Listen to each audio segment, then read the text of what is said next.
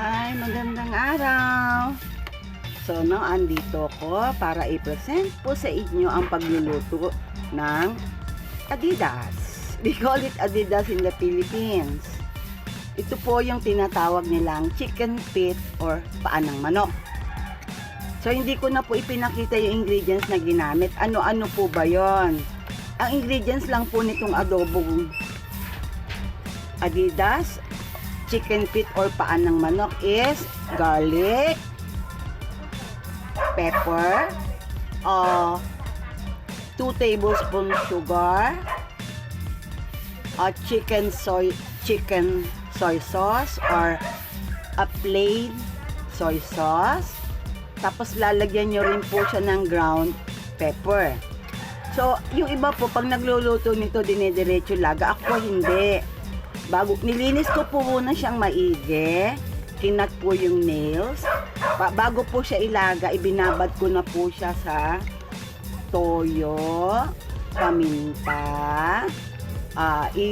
Nirab ko muna siya ng asin. Tapos po ay nilagyan ko po siya ng 2 tablespoon sugar. So, ang preparation niya, linisin mo ng maigi. Malinis na malinis, cut yung mga nails. Tapos po, pag malinis na in running water, lamasin nyo sa salt. So, patagalin nyo ng konti sa salt, maybe 5 minutes. Pag tumagal na siya sa salt, babaran nyo na siya ng soy sauce, chicken sauce, ground pepper, sugar, at saka pwede nyo siyang lagyan ng banana flour. Minsan nilalagyan ko siya ng saging na saba. Pag luto na, babagsakan ko siya ng saging na saba. Pero for today, ang niluto ko is plain lang. Kaya po ako nagluluto ng chicken feet is because napaka sarap po niya. Masarap po siyang papakin. Pwede rin siyang snacks. Or they call pulutan. You eat this kind of food while you drink. They call it pulutan. And I also do cook chicken feet or paan ng manok kasi po napakarami pong health benefits nito. Gamot rin po to sa gout. So, sasabihin ko po sa inyo yung mga health benefits ng chicken feet. Okay po? Napakarami po niyang benefits. So, ito pabayaan po natin siyang kumulo. Medyo maputla po ito mamaya po. Pupula na yan pagka natuyo. Nilagyan ko rin po siya ng konting vegetable oil.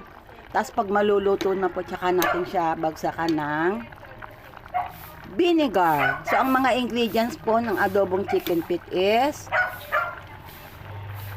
chicken feet. Kung ilang kilo ang gusto mo.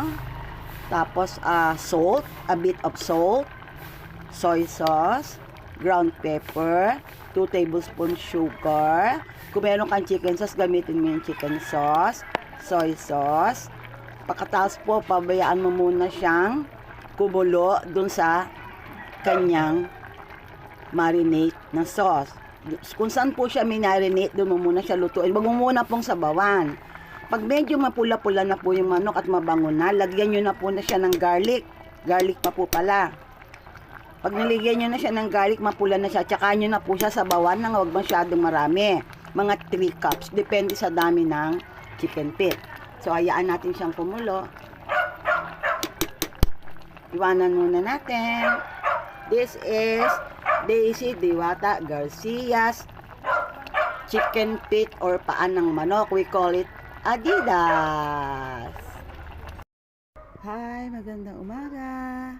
So, ito na yung ating chicken feet paan ng manok or Adidas. This is the cooked chicken feet.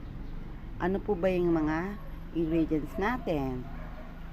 Garlic, bawang, chicken feet, sugar, soy sauce, a bit of salt, ground pepper. Pwede rin po siyang lagyan ng banana flour or yung saging na saba pag maluluto na. So, pinakuluan ko, minarinate ko muna siya bago ko siya pinakuluan. Tapos, nung mapula na siya sa marinate niya, tsaka ko siya sinabawan. Huling-huli kong nilagay ang vinegar. So, ang chicken feet po ay bukod sa masarap na paborito ng mga Pinoy, this is the favorite of Pinoys. Napakarami pong health benefits ng chicken feet.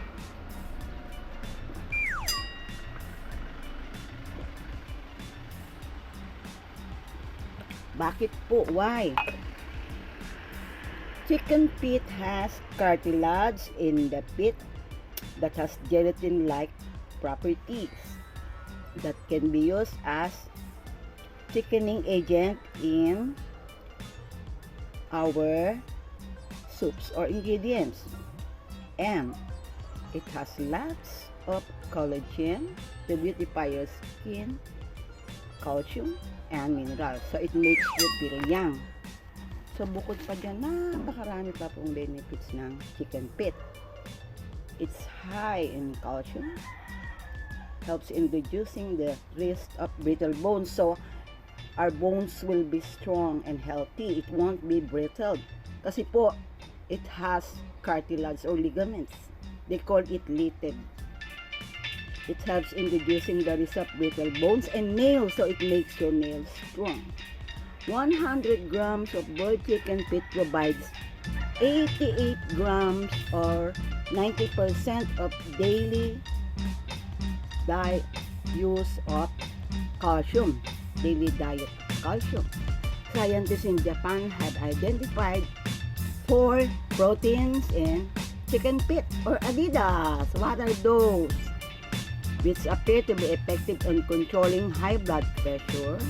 A study has said 100 grams of boiled chicken feet contains 9 grams protein. See, napakarami. 15 grams fat. Oh my. And 84 grams of cholesterol. It has high fat, of course, but it has high content of saturated fat. And it gives you clear complexion because it has lots of collagen. Bukod pa puro, napakasarap po ng paa ng manok pag kinagat-kagat na tapos kain yung iba ayaw kumain ito, but it's very good and it's clean. So, marami pong pwedeng lutuin sa chicken feet. Pwede siya sa adobo, pwede siyang itinola, pwede siyang gawin sa lugaw or porridge, ihalo sa rice porridge. So, sana po itry nyo pong magluto ng chicken feet or paa ng manok. I hope you enjoyed watching my videos and cooking with me. Napakamura po ng chicken feet and very affordable. Hope you would watch my other videos on this channel. Kusina ni Daisy Diwata Garcia, Sexy and Fit, Beauty and Health, Usap pa tayo or Let's Talk by Daisy Diwata Garcia, and many more educational and informative videos. Please like and subscribe. See you on my other videos. Thank you very much and I love you.